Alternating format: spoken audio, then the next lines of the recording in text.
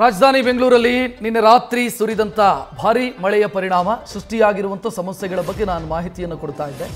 ಸ್ವಯಂಕೃತ ಅಪರಾಧ ಇದು, ಸ್ವಯಂಕೃತ ಅಪರಾಧ. ಯಾಕಂತಂದ್ರೆ ನಾವಾಗೇ ಮಾಡಿಕೊಂಡಿರುವಂತ ಎಡವಟ್ಟು, ಅಂದ್ರೆ ನಮ್ಮ ಆಡಳಿತ ವ್ಯವಸ್ಥೆ ಮಾಡಿರುವಂತ ಎಡವಟ್ಟು ಇದು. ಮಳೆಯ ಬಗ್ಗೆ ಅಂದಾಜಿತ್ತು, ಮಳೆ ಸುರಿಯುತ್ತೆ ಅಂತ ಗೊತ್ತಿತ್ತು, ಮಳೆ ಬರುತ್ತೆ ಅನ್ನೋದು ಸ್ಪಷ್ಟವಾದಂಥ ಮುನ್ಸೂಚನೆಯೂ ಕೂಡ ಇತ್ತು. ಆದರೂ ಸಿದ್ಧತೆಗಳು ಏನು ಅಂದರೆ ಏನೂ ಆಗಿಲ್ಲ. ಪ್ರೀ ಮಾನ್ಸೂನ್ ಬೆಂಗಳೂರಿಗೆ ಯಾವತ್ತೂ ದುಸ್ವಪ್ನದಂತೆ ಕಾಡುತ್ತೆ, ಇದು ಗೊತ್ತಿತ್ತು ಎಲ್ಲ ಅಧಿಕಾರಿಗಳಿಗೂ ಕೂಡ. ಅಧಿಕಾರಿಗಳೇನು ಮಂಗಳ ಗ್ರಹದಿಂದ ಬಂದಂಥವರಲ್ಲ, ಬೆಂಗಳೂರಲ್ಲೇ ಕರ್ತವ್ಯದಲ್ಲಿರುವಂಥ ಅಧಿಕಾರಿಗಳು ಕಳೆದ ಹಲವು ವರ್ಷಗಳಿಂದ. ಅವ್ರಿಗೆ ಗೊತ್ತಿದೆ ಬೆಂಗಳೂರಲ್ಲಿ ಎಲ್ಲಿ ಸಮಸ್ಯೆ ಆಗುತ್ತೆ, ಏನು ಸಮಸ್ಯೆ ಆಗುತ್ತೆ, ಹೇಗೆ ಸಮಸ್ಯೆ ಆಗುತ್ತೆ, ಯಾವಾಗ ಆಗುತ್ತೆ ಗೊತ್ತಿದೆ. ಎಲ್ಲೋ ಮಂಗಳ ಗ್ರಹದಿಂದಲೋ ಶುಕ್ರ ಗ್ರಹದಿಂದಲೋ ಬಂದಂಥ ಏಲಿಯನ್ಸ ಅಧಿಕಾರಿಗಳಲ್ಲ ತಾನೆ, ಗೊತ್ತಿದೆ ತಾನೆ ಅವರಿಗೆ ಏನಾಗುತ್ತೆ ಬೆಂಗಳೂರಲ್ಲಿ ಅಂತ. ಎಲ್ಲಿ ಸಿದ್ಧತೆಯಾಗಿತ್ತು? ಹೋಪ್ಲೆಸ್ ವ್ಯವಸ್ಥೆ ಇದು. ಎಂಥ ವ್ಯವಸ್ಥೆ ಅಂತಂದರೆ 2 ವರ್ಷ ಆಯಿತು ರಸ್ತೆ ಗುಂಡಿ ಮುಚ್ಚದೆ, ರಸ್ತೆಗಳು ಓಡಾಡೋದಕ್ಕೆ ಅನ್ಫಿಟ್ ಆಗಿದೆ. ಈಗ ಮಳೆ ಬಿದ್ದು ಮತ್ತೆ ಹಾಳಾಗಿ ಹೋಗಿದೆ. ಕಣ್ಣ ಮುಂದೆ ನಾವು ಟ್ರಾವೆಲ್ ಮಾಡ್ತಾ ಇದ್ರೆ ಕಣ್ಣ ಮುಂದೆ ಬೈಕ್ ಸವಾರರು ಬೀಳೋದನ್ನು ನೋಡ್ತಾ ಇದ್ದೀವಿ ನಾವು, ಕಣ್ಣ ಮುಂದೆನೆ. ಯಾರಿಗೆ ಬೈಬೇಕು?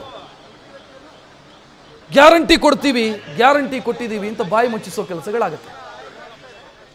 ಎಂಥ ವ್ಯಂಗ್ಯ ಇದು! ಕನಿಷ್ಠ ಮೂಲ ಸೌಕರ್ಯ ಒದಗಿಸೋದಕ್ಕೆ ಯೋಗ್ಯತೆ ಇಲ್ಲ ಇವರಿಗೆ. ಜನರು ಒದ್ದಾಡಿ ಸಾಯ್ತಾ ಇದ್ದಾರೆ.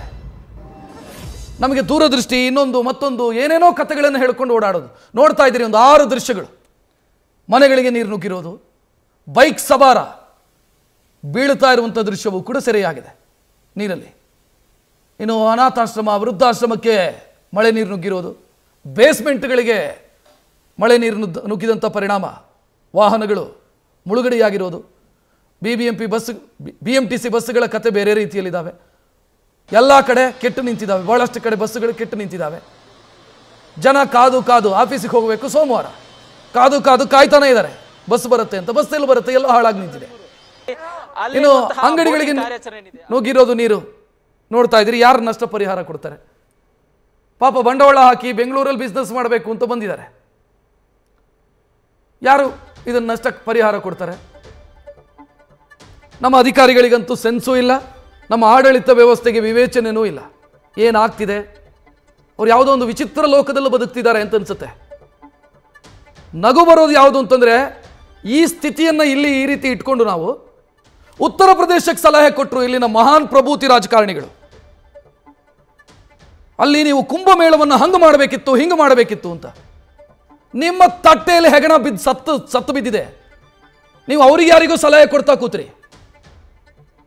ಕುಂಭಮೇಳ ಹಂಗೆ ಮಾಡಬೇಕಿತ್ತು, ಇನ್ನೊಂದು ಹಿಂಗೆ ಮಾಡಬೇಕಿತ್ತು.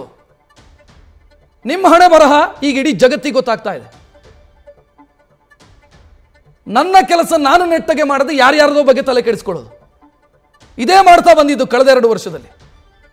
ಅದರ ಪರಿಣಾಮ ಬೆಂಗಳೂರು ಈ ರೀತಿ ಆಗಿರೋದು. ನಾವು ಕಾಂಪೀಟ್ ಮಾಡ್ತಾ ಇದ್ದೀವಿ ಜಾಗತಿಕವಾಗಿ. ಸ್ಪರ್ಧೆ ನಮ್ಮದು. ಯಾರ ಜೊತೆಗೆ? ಪಾಶ್ಚಿಮಾತ್ಯ ರಾಷ್ಟ್ರಗಳ ನಗರಗಳ ಜೊತೆಗೆ ನಮ್ಮ ಸ್ಪರ್ಧೆ. ಅಲ್ಲಿನವ್ರು ನೋಡಿದ್ರೆ ನಗ್ತಾರೆ, ನಮಗೆ ಪೈಪೋಟಿ ಕೊಡುವಂಥ ನಗರದ ವ್ಯವಸ್ಥೆ ಹಿಂಗಿದೆ ಅಂತ.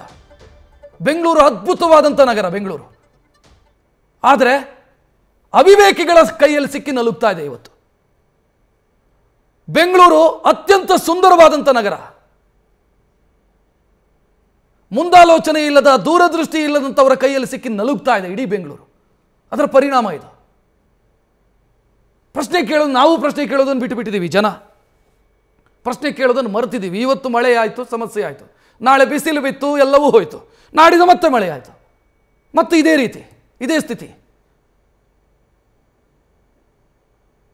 ಬೆಂಗಳೂರಿನ ಸ್ಥಿತಿಯನ್ನು ನೋಡ್ತಾ ಇದ್ರೆ ನಿಜಕ್ಕೂ ಕೂಡ ಆತಂಕ ಆಗುತ್ತೆ. ಎಲ್ಲಿಗೆ ಹೋಗ್ತಾ ಇದೆ, ಸಿಟಿಯ ಭವಿಷ್ಯ ಏನಾಗ್ತಿದೆ ಅನ್ನೋ ಆತಂಕ ಮೂಡ್ತಾ ಇದೆ. ನ್ಯೂಸ್ ಫಸ್ಟ್, ನಿರ್ಭೀತಿಯಿಂದ ನಿಮ್ಮ ಪರವಾಗಿ.